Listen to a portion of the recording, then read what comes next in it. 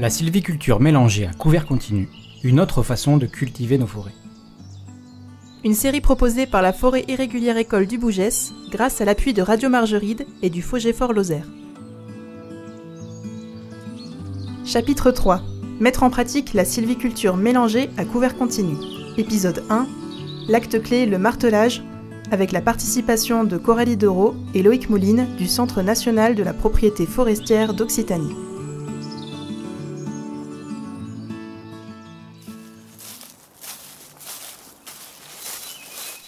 Coralie et Loïc, vous nous avez indiqué que la sylviculture mélangée à couvert continu est une sylviculture d'arbres, c'est-à-dire qui s'intéresse aux individualités et aux rôles multiples des arbres, producteurs, semenciers, stabilisateurs, etc.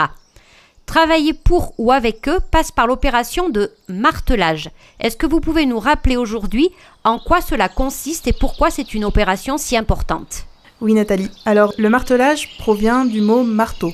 C'est l'opération pendant laquelle le forestier identifie les arbres qu'il désire couper. Pour désigner ces arbres, il les marque au corps et aux pieds, donc sur le tronc et à sa base, en donnant un coup de marteau forestier. Donc le marteau forestier, c'est une sorte de hachette avec un côté tranchant et un côté avec le poinçon du gestionnaire ou du propriétaire. Et lorsqu'il emploie cet outil, on dit qu'il martèle. Aujourd'hui, on utilise également le terme de marquage, car ces désignations d'arbres sont assez souvent réalisées à l'aide de bombes de peinture. Pour ce qui est de l'importance de cette action, il est essentiel de comprendre que le martelage, c'est le moment où le forestier façonne les peuplements. C'est vraiment l'étape clé qui vient concrétiser les actions préalables de diagnostic, de description et d'orientation de la sylviculture. Lors du martelage, le forestier traduit les choix de manière opérationnelle, groupe d'arbres par groupe d'arbres, essence par essence, situation par situation. Lorsque l'on détermine une trajectoire sylvicole pour un peuplement, on obtiendra le peuplement cible d'une part en étant patient, grâce à la dynamique naturelle qui s'exprime au cours du temps, mais aussi par la mise en œuvre d'actions sylvicoles bien établies et bien ciblées. Le martelage sera associé à une opération de récolte et de commercialisation des bois, mais c'est avant tout une action sylvicole. Couper des arbres sans martelage préalable ou avec un martelage mal dirigé peut conduire à la ruine du peuplement travaillé.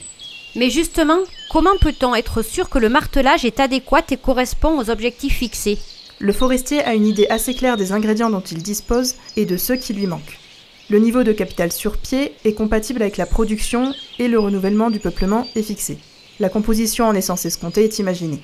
On sait également où en est la parcelle vis-à-vis des objectifs en termes de bois mort et d'arbres d'intérêt écologique, ou encore de la structure en petit bois, bois moyen, gros bois. Ainsi, grâce à une description assez fine, le sylviculteur dispose d'indicateurs pour différents compartiments et sait où il en est. Le martelage et la coupe associée vont lui permettre de franchir une étape pour faire évoluer favorablement le peuplement. En préparation de martelage, donc, on fait le point sur ces différents indicateurs au regard de la trajectoire attendue et il est possible de fixer des objectifs et déterminer des consignes de martelage. À titre d'exemple, le forestier peut indiquer que l'on désire prélever entre 15 et 20% du capital pour permettre à davantage de lumière de pénétrer dans le sous-bois. On peut fixer entre 3 et 5 le nombre d'arbres d'intérêt écologique à repérer et matérialiser par hectare.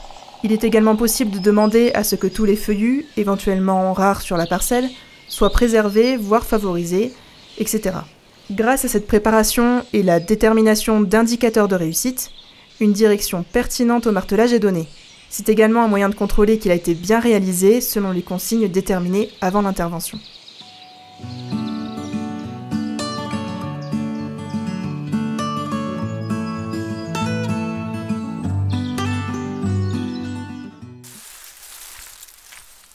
C'est donc clair, le martelage est essentiel et il est nécessaire qu'il soit préparé en amont pour être bien exécuté. Après, concrètement, comment procède-t-on à un martelage en sylviculture mélangée à couvert continu ? Y a-t-il des techniques particulières à mettre en œuvre ou bien le regard doit-il être orienté différemment comparativement à d'autres sylvicultures, Loïc ? Il y a effectivement une certaine façon de procéder qui découle de la manière d'appréhender la forêt en SMCC et des objectifs que l'on se fixe. Donc dans cette sylviculture, le regard doit être focalisé sur les arbres de qualité. On l'a dit à plusieurs reprises. C'est vraiment pour ces individus que l'on travaille en priorité dans un objectif d'amélioration globale et progressive du peuplement. On cherche à favoriser ces arbres afin qu'ils disposent des conditions optimales pour croître le plus vite possible et sans à-coups. Un arbre de qualité peut être identifié et favorisé quel que soit son diamètre. Ce point-là est vraiment important, on peut même dire que c'est fondamental.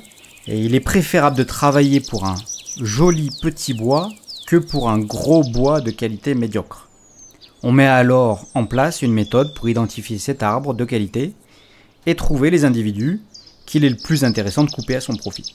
Mais un arbre de qualité, c'est quoi finalement? Quels sont les critères qui permettent de dire qu'un arbre est plus qualitatif qu'un autre? La chose est assez simple, assez intuitive, et lorsque l'on a bien en tête les critères, l'identification des arbres de qualité est assez naturelle. Un arbre de qualité est avant tout un arbre qui est le plus rectiligne possible, cylindrique, adapté aux conditions de sol et de climat dans lesquelles il se situe, vigoureux, sans défaut ou excroissance. Enfin, il doit présenter la branchaison la moins abondante possible. Quand des branches sont présentes, leur diamètre doit être le plus faible possible et l'insertion au tronc la plus perpendiculaire possible. Avec ces critères, on optimise les valorisations potentielles. Prenons 2 exemples. Si on analyse ce pin sylvestre là, droit devant nous, on voit qu'il est assez imposant. Il a un diamètre qui approche les 45 cm.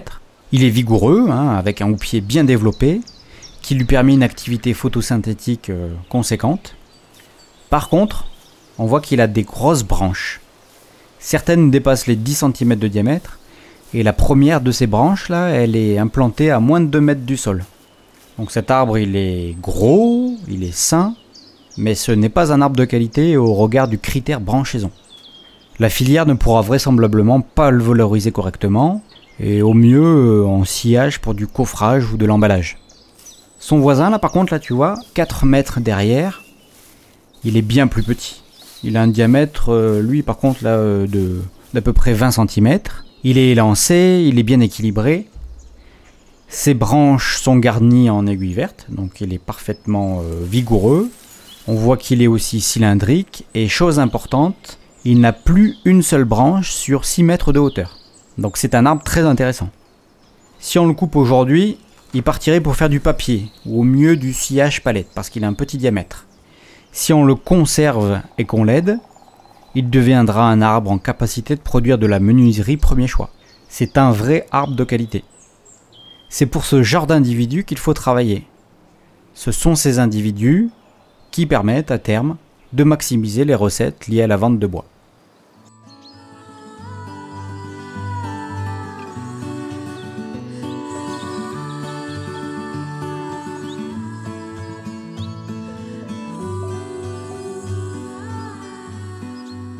Mais alors, travailler pour un arbre, qu'est-ce que cela signifie? Il faut enlever les petits qui sont à côté? Alors en sylviculture mélangée à couvert continu, on procède durant le martelage toujours de la même façon, avec la même méthodologie. Le forestier va commencer par identifier une cellule d'arbre. Il s'agit d'un groupe d'arbres de 2 à une dizaine d'individus qui fonctionnent ensemble et se partagent l'espace aérien. C'est là notre zone de travail. La cellule n'a pas vraiment de limite fixe. Elle peut être déterminée différemment d'un sylviculteur à un autre sans incidence. Ensuite, une fois qu'on a notre cellule, la question la plus importante est la suivante. Où est l'arbre de qualité au profit duquel je dois travailler? C'est essentiel car c'est cela qui va orienter le martelage de manière positive. Des arbres vont être coupés dans un objectif d'amélioration au profit d'un individu de qualité. On ne va pas couper pour enlever un arbre moche qui ne nous plaît pas. La différence est significative et l'effet sur le peuplement est important. Une fois l'arbre de qualité repéré, on cherche à identifier le moyen d'être le plus utile et le plus efficace pour optimiser son développement. Cela passe par l'action de libérer de l'espace en partie supérieure. Comment peut-on aider cet arbre à développer son houppier et maximiser son activité de photosynthèse? Ce n'est pas en enlevant des arbres chétifs et dominés, mais bien en prélevant des individus conséquents qui bloquent le développement en hauteur des branches de l'arbre qui m'intéresse finalement.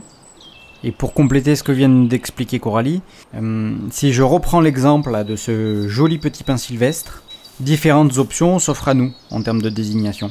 Je peux décider de marteler et donc de prélever les 2 petits bois là, qui sont situés à 1,50 m de notre arbre de qualité. Ils ont la tête cassée et ne sont pas très droits. Donc si on décide de les couper, il n'y aura pas d'apport de lumière, car ils sont situés sous le pin qui nous intéresse. En plus, ils ne consomment pas beaucoup d'eau, ni d'éléments minéraux, et ne pourraient être valorisés qu'en bois peupletier ou bois énergie. L'intérêt de les couper aujourd'hui est plutôt assez limité. Par contre, le bois moyen de hêtre, qui est à 5-6 mètres, est lui plus problématique. Il est situé au sud du pin sylvestre, qui nous plaît, donc par sa position, il interrompt les rayons du soleil une bonne partie de la journée, et il commence également à chatouiller les branches vertes du pin. Et ce qu'on sait, c'est que le hêtre est plus concurrentiel et pourrait venir faire dépérir certaines branches du sylvestre.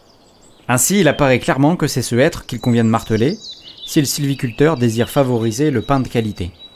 C'est l'opération qui sera la plus efficace. On dit qu'on travaille par le haut. Il ne s'agit pas de nettoyage ou d'esthétique, mais bien d'une intervention sylvicole ciblée et efficace. Et lorsqu'on procède de la sorte, donc détermination d'une cellule d'arbre, identification de l'arbre de qualité, repérage du ou des individus à couper pour être le plus efficace d'un point de vue sylvicole, eh bien on ne fait pas d'erreur. Le forestier s'inscrit dans une logique d'amélioration continue du peuplement. D'autre part, le travail en cellule de 4, 5 voire 10 arbres permet de contrôler le niveau de prélèvement. En sylviculture mélangée à couvert continu, les interventions les plus pertinentes sont des coupes d'éclaircies de faible intensité mais réalisées fréquemment. Un taux de prélèvement de 15 à 20% du volume est habituellement recherché. C'est le bon compromis pour réaliser une opération d'amélioration qui soit peu déstabilisante pour le peuplement, tout en étant compatible avec les schémas économiques actuels. Par ce travail par groupe d'arbres, on évalue l'intensité de marquage. Lorsqu'on prélève un arbre sur 6 ou un arbre sur 7, plus gros que la moyenne, cela permet par exemple de voir que l'on se rapproche de l'objectif fixé. A l'inverse, si j'ai marqué un arbre sur 3 et que cet arbre est 2 fois plus gros que ses voisins, le prélèvement est certainement trop fort. Soit je réajuste au sein de la cellule, soit je calme le jeu dans le groupe d'arbres suivant. Et je reconduis ainsi le raisonnement de proche en proche. Cellule, identification de l'arbre de qualité, travail à son profit et vérification du niveau de prélèvement.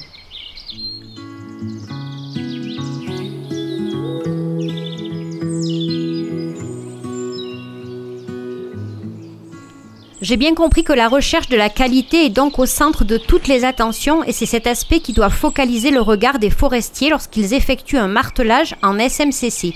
Mais dans ce cas, comment les autres fonctions sont-elles prises en compte ? Ce schéma, cellule, arbre de qualité, arbre martelé à son profit, vérification du prélèvement, permet de ne pas s'égarer par rapport à l'objectif principal de gestion de la forêt. Après, le sylviculteur incorpore à son raisonnement, par cellule, d'autres éléments de réflexion et d'autres indicateurs au cas par cas. Il prend en compte l'aspect sanitaire et le risque de dépréciation économique du bois. Il identifie la diversité en essence et peut décider de favoriser un érable sycomore s'il est rare au sein de la parcelle. Il intègre également la question de la faisabilité de l'exploitation, la nécessité d'alimenter le comportement des bois morts sur pied et des arbres d'intérêt écologique pour le bon fonctionnement de l'écosystème, ou bien encore le niveau de maturité économique des arbres. À partir d'un schéma bien établi de réflexion, groupe d'arbres par groupe d'arbres, on injecte les éléments d'orientation du peuplement. Cela se fait en lien avec les objectifs qui ont été établis et bien sûr la préparation au martelage avec ces indicateurs. En fonction du cas de figure, le martelage prend en considération, en plus de l'objectif de favoriser les arbres de qualité, les questions de récolte, de renouvellement, de diversification, etc. On parle de coupe à caractère jardinatoire. C'est cette vision globale et modérée qui permet de réaliser une opération de martelage en adéquation avec la philosophie de la SMCC. Et pour la bonne exécution de ce martelage, y a-t-il d'autres prérequis ou points d'attention ? Alors nous avons dit qu'il était nécessaire de bien préparer cette étape cruciale de la vie de la forêt. Il est également important que les marteleurs maîtrisent leur environnement, que ce soit du point de vue économique, mais également en termes de dynamique naturelle. À titre d'exemple, bien maîtriser l'autécologie des essences et les rapports de force qu'il existe entre elles est essentiel pour privilégier ou au contraire limiter une essence par rapport à une autre. On injecte finalement beaucoup de matière grise dans cette opération. Il faut prendre le temps, se remettre en question et revenir dans des peuplements que l'on a martelés afin de voir comment ils ont évolué. On tire toujours des enseignements de ces observations et le forestier grandit martelage après martelage.